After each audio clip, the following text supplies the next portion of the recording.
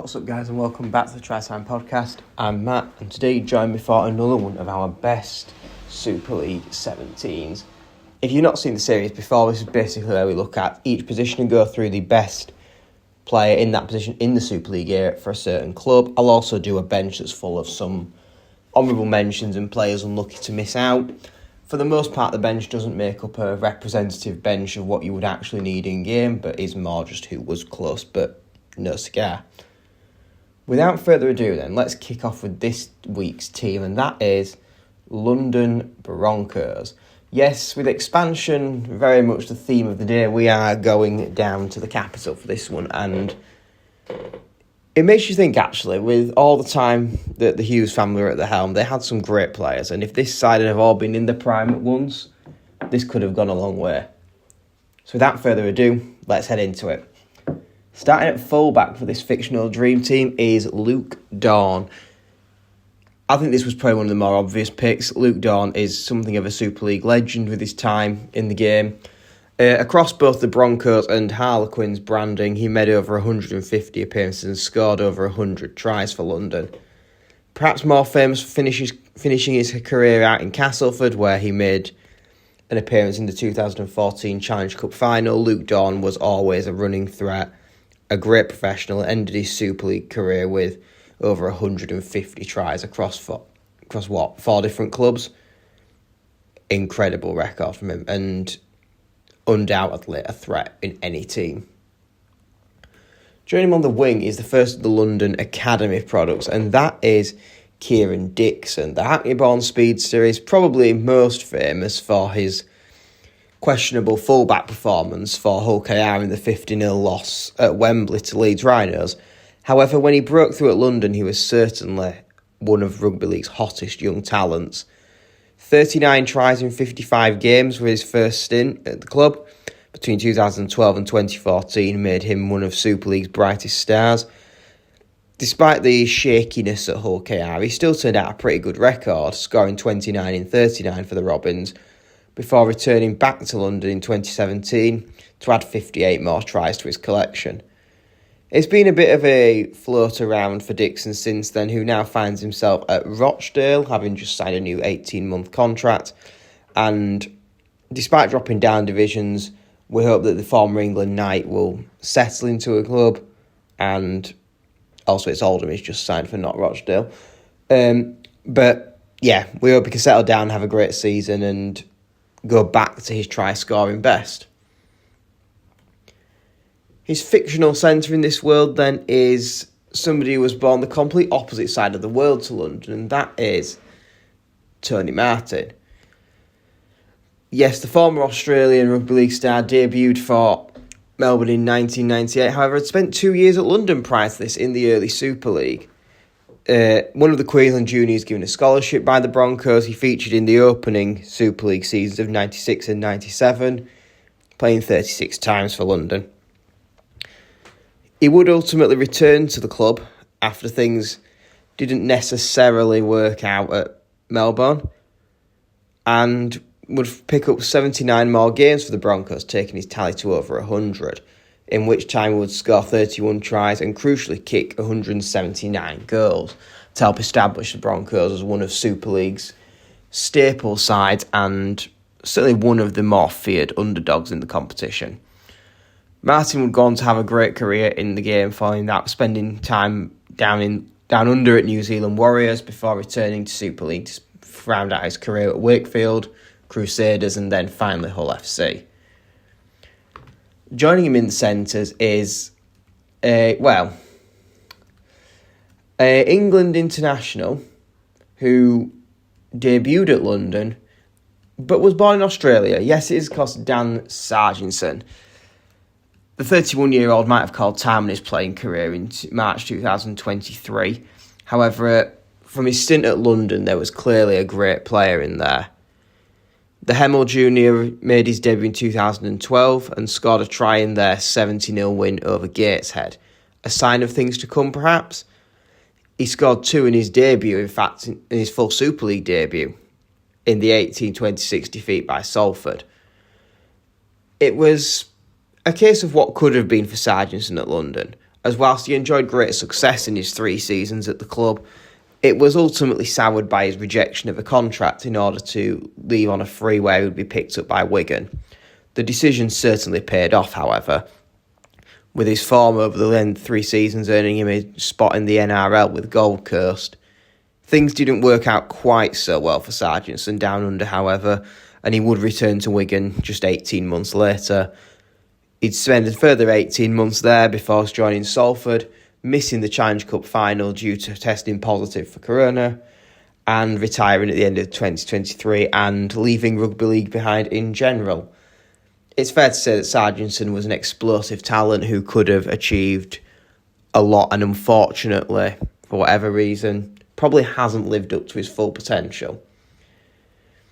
What would help him have done so would have been to have a winger the quality of Martin Afire alongside him. Certainly a name from yesteryear. He was one of the players to to play in the first season of Super League, I should say, for Super League's debut with London in 1996. Whilst he only made 48 appearances for the Broncos, his 36 tries left an impact on the club and was an example of the star power that having a team in the capital could bring to the game, especially considering this was immediately following his incredible stints at Widnes and Wigan, where he would go on to score an average of more than 1 try a game. And it was perhaps no surprise that Afire ended up there. I mean, like Dixon before him, he was also a Hackney-born Londoner through and through. So the chance to go play at the top flight for your home city club was too good to turn down. And sure enough, although he would leave to join Salford for the new millennium, he will go down as one of London's best players and a real asset to the early day Broncos in Super League. Speaking of big names to play for London, we only have to look at the man who's probably got in this team with the least appearances. And this is across 2 separate stints, playing just, 16 times for the Broncos? It is Jamie Soward. Now, as soon as I say that name, we know why he's there. First signing for London after a fallout with Steve Price, the then St George Illawarra coach, Soward would go on to play 12 times for London in 2013. 3 tries, 21 goals, 4 drop goals. It wasn't a bad return in the NRL for him, but that wasn't enough to stop the form slumping. And when Price pinned the blame largely on Soward, over to London he came, where he would feature 9 times and rack up 67 points, guiding the team to a Challenge Cup semi-final, albeit they would go on to lose 70-0 to Wigan in that game. His class was clear though. With Penrith already agreeing to sign the player for 2014, it was always going to be a short cameo down at the English capital. And many thought at the end of that season they'd seen the last of Jamie Soward at London. But it was not to be. Yes, following some form slumping at Penrith, a season in which he was arguably one of the best players in certain games, particularly the game against New Zealand Warriors, where he scored his first NRL try in 2 years. Soward was released at the end of June and would return to London, where things maybe weren't quite so flashy the second time around. His most memorable moment probably being a red card for punching during the 34-30 defeat to Lee. Soward would ultimately retire at London and go on to start a broadcasting career with Fox Sports and Channel 9 in Australia, which was reasonably successful. He would, however, decide that coaching was the path for him and is currently the head coach of the Samoan women's team. So best of luck, Soward, and we never know, we might see you back at London for a third stint, albeit in the dugout this time. Making it an all-Aussie halfback pair, and we've got Dennis Moran playing at number 7. Moran, who debuted in the NRL with Parramatta, would join London in 2001, where he would stay for 3 seasons, scoring 77 tries in 115 games. Moran's form so impressive, in fact, he would then go on to move to Wigan, replacing the now Lee head coach Adrian Lamb, who retired at the end of that season. In 2002 and 2003, Moran was the top try scorer in Super League, and again, Broncos top scorer in 2004 with 19. It was kind of testament that he was the man who carried the creativity in that side. And with that on his CV, I've got no doubts he could also carry the creativity in this fictional version of their all-time team too. Moving into the forwards now, we're going to start with the first prop, who is Karl Tamata. Now, the Cook Islands international, who was born in New Zealand but we gloss over rugby league's questionable international rules, joined the Broncos in 2005 off the back of a stint with New Zealand Warriors. Tamata would play 137 times for the Broncos, scoring 11 tries in what was a pretty good career there, and he was certainly a well-liked player, forming a great partnership with the rest of his forwards. The 2009 Player of the Year would ultimately retire at the end of the 2012 season, and that would be it really, bar a 4-game return for the then Oxford Rugby League franchise in 2014. We're going to keep the running theme of having Aussies in this team, I'm afraid, and the hooker of choice is Chad Randall. Born in Manly in Australia, Randall made a little impact in the NRL, playing 53 times for his boyhood club. However, it was his 2006 move to then Harlequins in Super League where he really established himself. With his high attacking work rate, a well-regarded tackler on the defence, he made just shy of 200 appearances for the Broncos across both Harlequins and London Branding, 5 short of the all-time record. Randall was a staple hooker in Super League, and whilst he never really set the world alight in terms of going for the Dream Team places, he was also an incredibly solid player who was ever present and ever relied upon for the Broncos. And to be honest, in absence of that many other strong hookers for them, it was a shoo-in. This was probably like Luke Dawn, one of the easiest positions to pick. Joining Tamata in this prop position then alongside is a man who played alongside him in real life actually between 2008 and 2011, and that is the former head coach Danny Ward.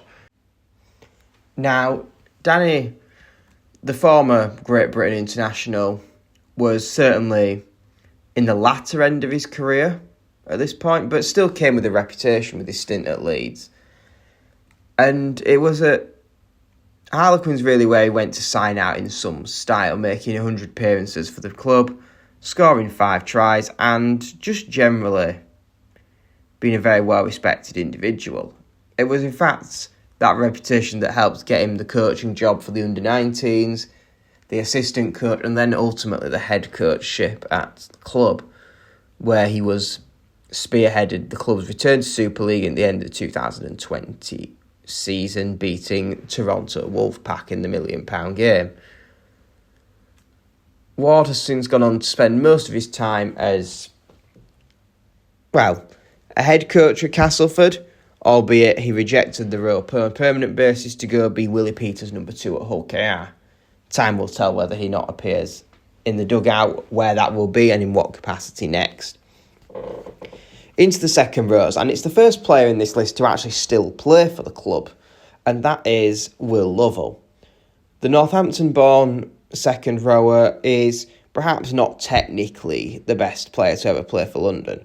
However, his leadership, his captaining of the side, and his loyalty throughout a now 12-year association with the Broncos is what has kept him in this list. A true advocate for rugby league in the capital, his only break away from the club was to spend time with feeder club scholars to develop his craft down in the third tier of rugby league, and he is now one of the most consistent and staple performers in this Bronco team in the top flight. Whilst there's a lot of disarray at the moment in terms of who London's players will sign for, one would expect Lovell to stay in and around the capital, and at 31, he has certainly got a number of years left in the tank. I think it's a testament, really, that the former Union convert has really established himself in that capital, took the captaincy, and obviously was part of the upset £1 million fixture in 2023 when they, of course, both of them actually, 2023 and 2021, the Toronto game. So, yeah, both promotions. The fellow second rower is probably one of the most interesting names in rugby league, and it is the Brisbane-born US international Steele Retzlaff. Retzlaff came to London following stints at Brisbane and the South Queensland Crushers. However, it was at London where he really settled down. When the Crushers collapsed, he would go on to join the Broncos, making 201 appearances for the side and setting a record of 66 tackles in a single game in 1998 against Bradford Bulls. It was in that season that he became a member of Super League's Dream Team, appearing in the 1998 edition, and it was in 1999 where he once again made his impact on the pitch, scoring a last-minute try in the Challenge Cup semi-final to get the Broncos for their first ever Wembley appearance. Whilst they might not have gone on to win that day, losing to Leeds Rhinos, it was a historic moment for London, who would play their first final in, what was their home stadium, although I am now wondering whether it was that when Wembley was being renovated, perhaps? No, it won't have been. 99 was definitely at Wembley. Anyway, putting the pedantics of locations aside, Retzlaff would go on to stay at the club until 2004? Yeah, 2004, where he won the Player of the Year award in his final season. It's not often that you make these signings coming out of Australia and they settle and really make their new club and their new country a home. But it's fair to say that's what Steele did. And for the memories, for the impact he had on the club, he had to go in this squad. And I'm sure there'll be no Broncos fans unhappy with that one. And finally, to round out my starting 11, we are going to a man who was born in a place very close to our hearts at the Tri-Time Podcast, and that is our affiliate club, a man from Egremont. Yes, Rob Purdom, the former Broncos captain, spent a long time at the club between 2002 and 2011 across the Broncos and Harlequins names. And the Whitehaven Junior is undoubtedly a great asset to the club and its history, and is, of course, a former Egremont Ranger. Enough, I guess, glorifying our own club. However, we will say he did score a try in the Challenge Cup fourth round win over professional local side Workington for them in 98. And it was that fantastic amateur record with Egremont that saw him turn pro in 99 with Whitehaven. He would go on to join the Broncos and would be selected for England's under-21s tour of South Africa. And he then just set about making the Broncos his own.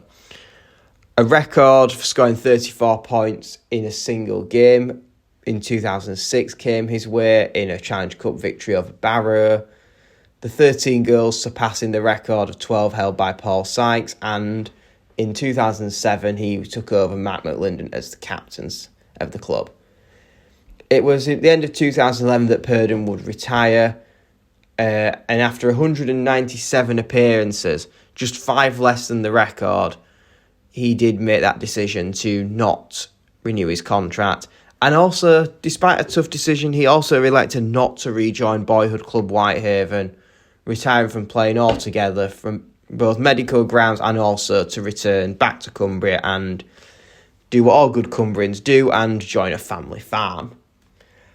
I kid you not. But yeah, the England international, who of course appeared for England whilst at London, had to get in this squad.